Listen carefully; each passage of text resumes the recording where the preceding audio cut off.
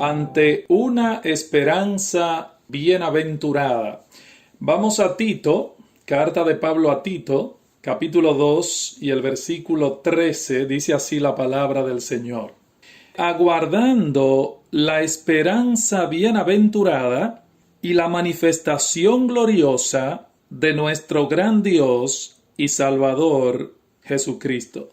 Yo creo que uno de los temas que más me apasiona predicar es acerca de la segunda venida de Cristo.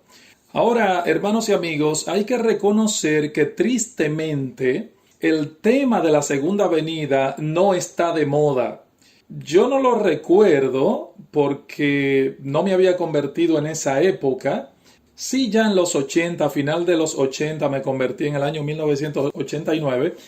Pero en la década de los 70 y los 80 había mucha pasión por la profecía, por el tema profético. Pero he notado que de unos años para acá el interés ha mermado de tal manera, hermanos, que ya en muchos púlpitos no se habla de la venida de Cristo. Y fíjense, eso a pesar de que estamos viviendo en una época en la que a mi juicio hay suficientes razones para hablar del tema, hoy más que nunca. O sea, a veces tengo hasta temor y me da la impresión como si la iglesia ya no estuviera esperando el retorno de su Señor, de su Salvador, de Jesucristo.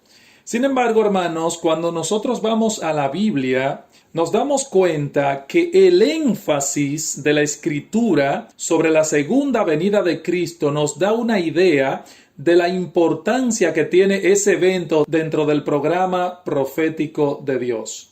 Por ejemplo, algunas estadísticas, si analizan, se darán cuenta que las profecías ocupan la quinta parte en toda la Escritura, y de esa quinta parte, la tercera parte, ¿saben qué? Está dedicada a las profecías relacionadas con la segunda venida. De hecho, en el Nuevo Testamento, por cada 25 versículos, hay uno que trata sobre la segunda venida de Cristo. Interesante.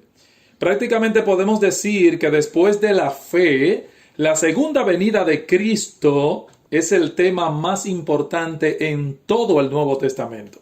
Y por cada mención que nosotros tenemos en la Biblia de la primera venida del Señor, hay 8 con respecto a la segunda venida de Cristo. Y como si esto fuera poco, hermanos y amigos, por cada mención que nosotros tenemos en la Biblia con respecto a la redención, hay 2 sobre la segunda venida. El mismo Jesucristo, ¿saben en cuántas ocasiones dijo que Él regresaría? 21 veces. Cristo dijo, yo vuelvo otra vez. 21 veces. Y solamente en el Nuevo Testamento nosotros encontramos 50 exhortaciones a que estemos preparados para la venida del Señor. O sea, todo esto, hermanos, nos da una panorámica, nos da una idea de la suprema importancia que tiene este tema en la palabra de Dios. ¿Y cómo es posible que hoy la iglesia de Cristo, en sentido general, haya descuidado un tema tan preponderante como el retorno de su Señor? Entonces yo creo que la segunda venida de Cristo es nuestra esperanza y por eso he titulado a esta meditación Ante una esperanza bienaventurada. Entonces, si estamos hablando de que la segunda venida de Cristo es nuestra esperanza, hermanos, se supone que cada creyente viva a la luz de dicha esperanza, día tras día, hora tras hora, minuto tras minuto. Nosotros debemos aprender a vivir como si Cristo viniera hoy, aunque trabajemos como si viniese mañana. Pero hermanos, créanme, hoy es un día menos para la venida de Cristo. Así que yo creo que es saludable de que el creyente cuando se levante por la mañana piense por lo menos que ese podría ser el momento de su encuentro con su Señor, con su Salvador.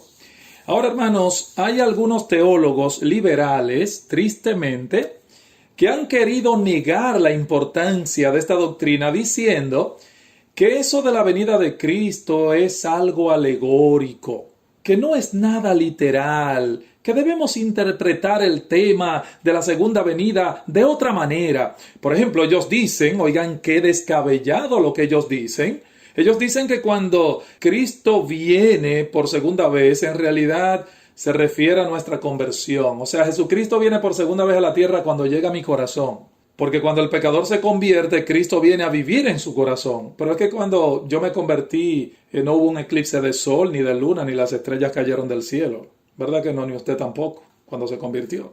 Otros dicen que cuando la Biblia habla de la segunda venida del Señor, se refiere a la muerte del cristiano.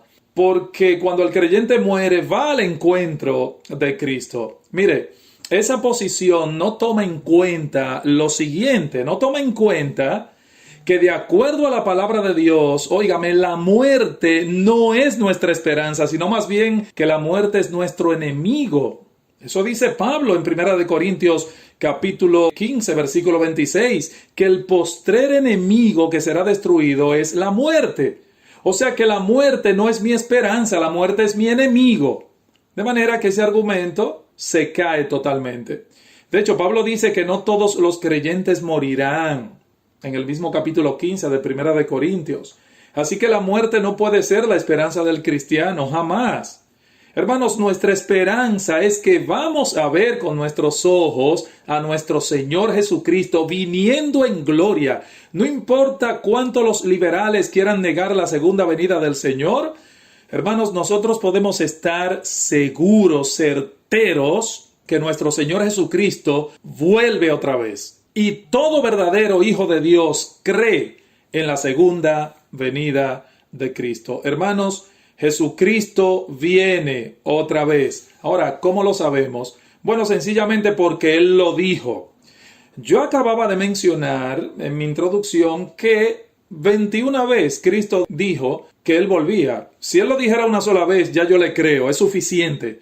Pero Él dijo 21 veces, yo vuelvo. Una sola vez que Cristo lo diga, ya hermanos, no tenemos por qué buscarle la quinta pata al gato.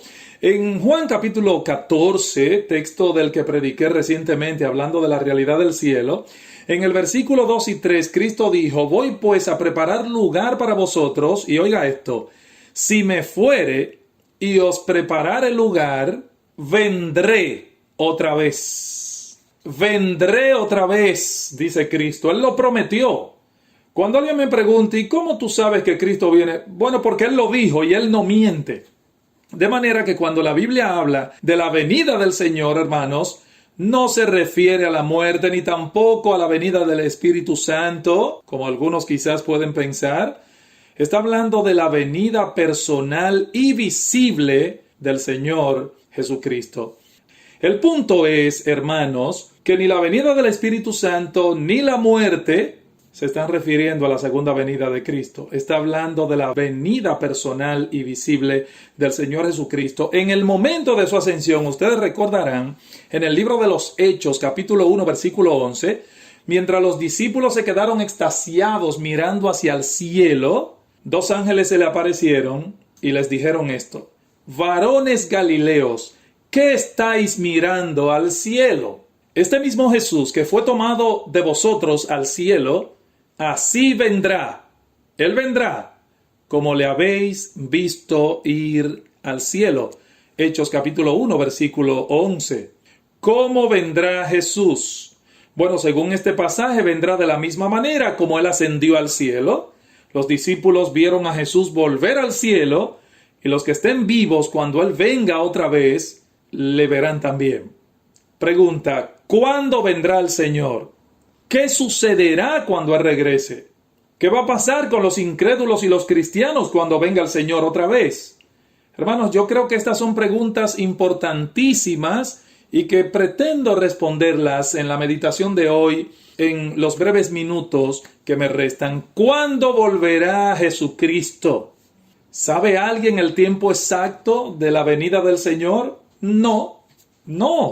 De hecho, el mismo Señor dijo, pero del día y la hora nadie sabe, aunque hay y hubo quienes dicen saberlo, y se han levantado muchos falsos profetas, muchos falsos predictores que han tenido luego que tragarse sus propias palabras. porque es imposible saber el día y la hora en que Cristo viene otra vez. Sí que viene, es seguro, estamos certeros de eso, pero nadie lo sabe. Así que, puesto que no sabemos exactamente cuándo viene nuestro Señor, hermanos, eso debe servirnos para que estemos listos en todo momento para su venida.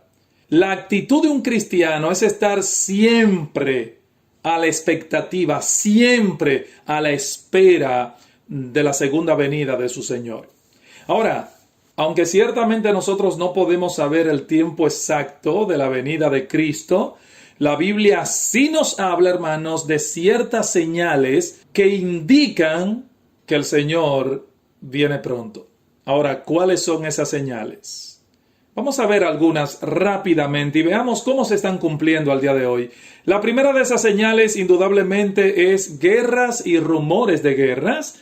El texto conocido de Mateo 24 dice que se levantará nación contra nación y reino contra reino. Miren, hermanos, siempre ha habido guerras, yo lo sé.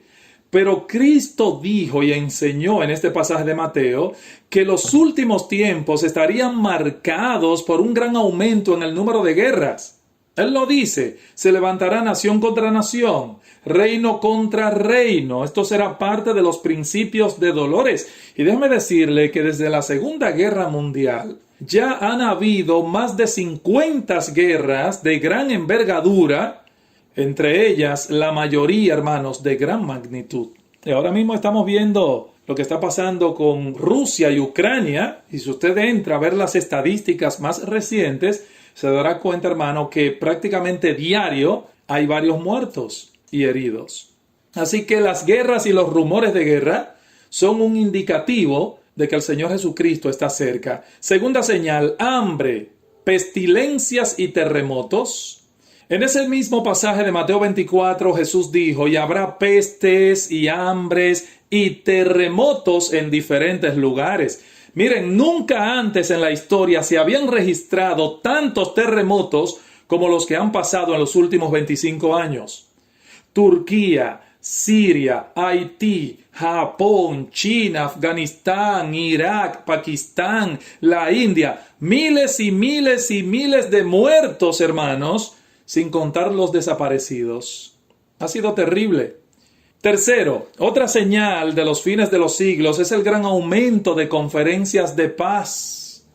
Es interesante detenerse en esta señal del gran aumento de conferencias de paz. Estamos hablando de esfuerzos para la paz. Ahora, hermanos y amigos que nos están escuchando, los esfuerzos para la paz han fallado y seguirán fallando hasta que nuestro Señor Jesucristo venga. ¿Por qué? Porque Él es el príncipe de paz y no habrá paz en el mundo hasta que Él esté reinando. Por eso gobiernos van y gobiernos vienen y, hermano, todo eso nos demuestra la incapacidad del hombre para gobernar. No puede haber, nunca ni habrá un gobierno de paz hasta que Cristo venga.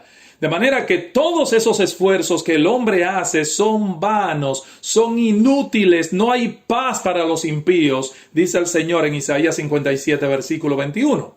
De hecho, hermanos, escuchen lo que dice la Biblia en el mismo libro del profeta Isaías, capítulo 33, versículo 7, dice, sus embajadores, los mensajeros de paz, llorarán amargamente. Llorarán amargamente. No puede haber paz en un mundo caído hasta que el príncipe de paz no venga a reinar. Cuarta señal, viajes y conocimiento. Viajes y conocimiento. Daniel 12:4 dice que muchos correrán de aquí para allá, quizás haciendo alusión a los viajes internacionales, y la ciencia se aumentará. Y de eso no hay que hablar mucho. Quinta señal, mucha maldad. Mucha maldad. Hermanos, amigos, el mundo no está mejorando. Al contrario, en vez de eso, se está poniendo peor, mucho peor. Eso es el cumplimiento de las profecías. Cristo dijo, escuchen en Lucas capítulo 17, versículo 26, como fue en los días de Noé, así también será en los días del Hijo del Hombre. ¿Cómo eran los días de Noé, hermanos? Era una época de gran maldad en la tierra. De hecho, la Biblia dice en Génesis capítulo 6, versículo 5, que vio Jehová que la maldad de los hombres era mucha, no poca, era mucha en la tierra, como hoy, es mucha, demasiada. Y dice, y todo designio de los pensamientos del corazón de ellos era de continuo solamente el mal. Y hermanos, esto no está lejos de lo que es nuestra sociedad hoy también. Hay demasiada perversidad y demasiada maldad. Busque las estadísticas, por ejemplo, aquí mismo en Estados Unidos, de cuántos mueren. ¿Cuántos mueren, hermanos? No anualmente, no. Usted puede buscar la estadística a más corto plazo y verá, hermano, que son espantosas las cifras por muerte vinculada a armas de fuego y arma blanca. Es terrible. Otra señal, otra de las señales de los últimos tiempos, hermanos, que no quiero pasar por alto, es el interés popular actual en horóscopos, adivinación, brujería y espiritismo. Ay, primero déjame ver qué dice mi horóscopo antes de decidir, ¿verdad? Si voy o no. Ay, no, hoy no es un buen día para yo hacer eso. Mi horóscopo dice tal y tal cosa. Dice la Biblia en 1 Timoteo 4:1, pero el Espíritu dice claramente que en los postreros tiempos algunos apostatarán de la fe, escuchando a espíritus engañadores y doctrinas de demonios. Y esto me lleva, obviamente, de la mano a una última señal que el Señor nos menciona a través del apóstol Pablo y que nos indican que Él está cerca. Esa séptima señal es apostasía, hermanos. Apostasía. La Biblia nos dice que los postreros tiempos, poco antes del regreso de Cristo, serán caracterizados por una gran apostasía. ¿Qué significa apostasía? Bueno, la palabra apostasía significa sencillamente alejarse de la verdad, negar la fe. Y yo creo que esta profecía se ha cumplido. ¿Cómo yo lo sé que se ha cumplido? Hermanos, en muchísimos seminarios e institutos bíblicos, entre comillas, porque de bíblico no tienen nada, sus maestros y profesores y sus teólogos liberales ya no creen que la Biblia es la palabra inspirada de Dios. No creen en la suficiencia de la Escritura. Todo lo contrario, estos hombres niegan el nacimiento virginal de Cristo, niegan que Jesucristo es Dios, niegan su divinidad y destruyen la fe de muchas personas a quienes ellos están enseñando. Mire, no permanezca bajo la enseñanza de aquellos que niegan las grandes verdades de la Biblia. La Biblia dice en Proverbios 19, versículo 27, cesa, hijo mío, de oír la enseñanza que induce a divagar de las razones de sabiduría. Cesa, hijo mío, en otras palabras, apártate, aléjate de esas herejías. Pero, hermanos, también hay una gran apostasía en muchas iglesias. Muchos llamados pastores que afirman ser siervos de Cristo ya no predican el evangelio.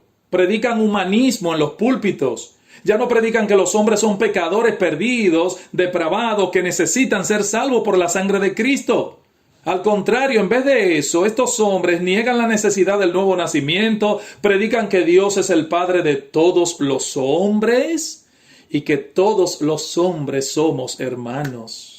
Que no hay que arrepentirse, que no hay que hablar del infierno, no hay que hablar del juicio de Dios. Bueno, la Biblia dice en 1 Timoteo 3:14, a estos evítalo, Timoteo. Hermanos, ¿qué nos dicen todas estas señales para aterrizar en nuestro tema? Nos dicen que Jesucristo viene pronto, hermanos. Cristo dijo, así también vosotros, Lucas 21:31, así también vosotros, cuando veáis todas estas cosas, apostasía, guerras, rumores de guerras, mucha maldad en el mundo, cuando veáis todas estas cosas, sabed que está cerca el reino de Dios. Hermano, nuestro Señor Jesucristo volverá a la tierra con gran poder y gran gloria y destruirá a sus enemigos y establecerá su reino aquí en la tierra. Dice Pablo en 2 Tesalonicenses capítulo 1, en el versículo 7 y 8, dice Pablo, se manifestará el Señor Jesús desde el cielo con los ángeles de su poder en llama de fuego. para dar el pago a los que no conocieron a Dios ni obedecen el evangelio de nuestro Señor Jesucristo. ¿Y saben qué, hermanos y amigos? Para los incrédulos la venida de Cristo será una época de terror, una época de juicio, pero para los cristianos la venida del Señor está unida a la palabra esperanza. De ahí mi tema, ante una esperanza bienaventurada. Como dice nuestro pasaje en Tito 2:13, aguardamos la esperanza bienaventurada y la manifestación gloriosa de nuestro gran Dios y Salvador Jesucristo. ¿Por qué es bienaventurada nuestra esperanza? Porque cuando Jesucristo vuelva, hermanos, en gloria, Él cambiará nuestros cuerpos para que sean semejantes al cuerpo de la gloria suya, de su resurrección. Hermano, esto sucederá en un átomo de tiempo, en un instante, en un momento, como dice Pablo en 1 Corintios 15, 51 al 52, en un abrir y cerrar de ojos a la final trompeta, porque se tocará la trompeta, dice Pablo, y los muertos serán resucitados para no volver a morir, los que mueren en Cristo. Entonces dice, ¿qué esperanza? Estaremos siempre con nuestro Señor. Es una esperanza bienaventurada, hermanos. Es una esperanza de consuelo. Es una esperanza que purifica. ¿Por qué es de consuelo la segunda venida de Cristo como esperanza? Porque los incrédulos entierran a sus muertos sin ningún tipo de esperanza de volverlos a ver jamás. Pero no es así con nosotros los cristianos. Cuando Jesús regrese, nuestros seres queridos que murieron en el Señor, que murieron confiando en Él, serán resucitados y nos reuniremos con ellos para siempre. Por eso, hermanos, cuando un cristiano muere, no dice adiós, sino hasta luego. Hasta luego. Es una esperanza de consuelo, es una esperanza que purifica. Dice Juan, todo aquel que tiene esta esperanza en sí mismo se purifica así como Él es puro. ¿Qué significa esto? Que el cristiano que verdaderamente cree que la venida del Señor está cerca, se purifica, es decir, se prepara para la venida del Señor. 1 Juan 3:3. Y hermanos, purifica porque ese cristiano sabe que tendrá que comparecer algún día ante el tribunal de Cristo para rendir cuentas de su vida. Y termino con esta solemne advertencia. 2 Corintios 5:10, y después hablaré del tribunal de Cristo, pero me voy a quedar aquí, porque es necesario que todos nosotros comparezcamos ante el tribunal de Cristo para que cada uno reciba según lo que haya hecho mientras estaba en el cuerpo, sea bueno o sea malo. Vamos a tocar ese juicio después. Mientras tanto, hermanos, piensen que en el tribunal de Cristo nosotros seremos juzgados, no para condenación, sino para recompensa, por lo que hemos hecho después de ser salvos. Y ese será un momento para mí muy solemne, para todo creyente, claro que sí. Y no tengo el tiempo, repito, para hablar de esto hoy, pero después lo vamos a tocar. Hermanos, quedémonos con esto. La segunda venida de Cristo es la esperanza bienaventurada del cristiano. Que Dios nos ayude a, como dice el Evangelio de Marcos, erguíos, levantad vuestras cabezas, porque nuestra redención está cerca. Que Dios te bendiga.